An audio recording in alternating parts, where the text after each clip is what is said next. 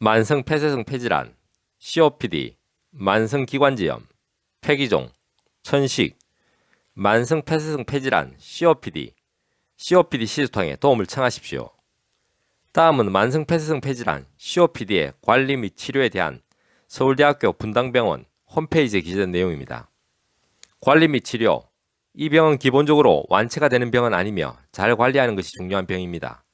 따라서 환자나 가족이 이 병에 대해서 잘 알고 의료진과 긴밀하게 의논하는 것이 필요합니다. 우선은 이 병에 해로운 일을 하지 않는 것이 무엇보다 중요한데 아직도 담배를 피우는 환자의 경우에는 반드시 담배를 끊어야 합니다. 담배를 계속 피우면 이 병은 어떤 치료를 하여도 계속 나빠지기 때문입니다. 약물 치료는 주로 기관지 확장제 계열의 약을 쓰게 됩니다. 만성 폐쇄성 폐질환에서 약물 치료는 폐 기능을 호전시키긴다기보다는 현재 증상을 개선하고 2차적으로 발생하는 내과적인 합병증을 예방하고 치료하는 데 주가 되며 호흡곤란과 만성적인 기침 등의 호흡기 증상을 감소시켜서 환자의 삶의 질을 향상시키는 것입니다. 이러한 증상의 개선에는 다양한 종류의 기관지 확장제와 흡입제 등이 사용될 수 있습니다. 기관지 확장제는 먹는 약이 있고 또 흡입제가 있습니다. 흔히 우리나라에서는 환자분들께서 먹는 약을 선호하고 흡입제의 효과를 과소평가하는 경향이 있는데 흡입제는 이 병의 치료에서 매우 중요한 역할을 하므로 흡입제를 처방받으신 경우 이를 올바르게 충실히 사용하는 것이 중요합니다. 흡입제의 형태와 종류는 매우 다양하며 담당 의사가 가장 적합한 약제를 골라 드릴 것입니다.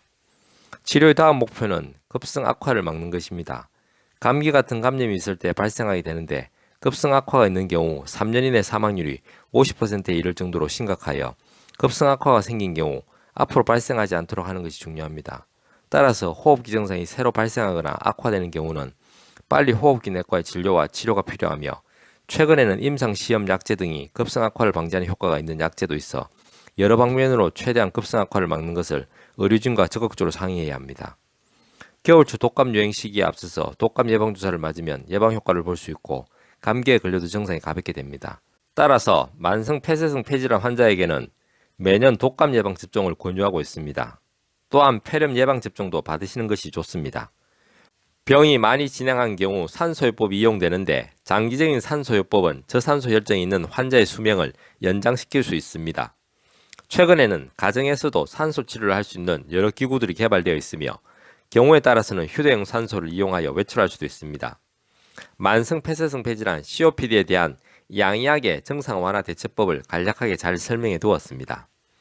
기존 양의학은 만성 폐쇄성 폐질환 COPD를 비가약성으로 보지만 단계별 균형 한약인 COPD 시술탕으로 가역의 긍정적인 변화와 더불어 고통으로부터 벗어나실 수 있도록 도와드립니다. 한의학은 과학입니다. 한의학은 철학입니다. 건강은 균형입니다. 동양 한의원은 균형입니다.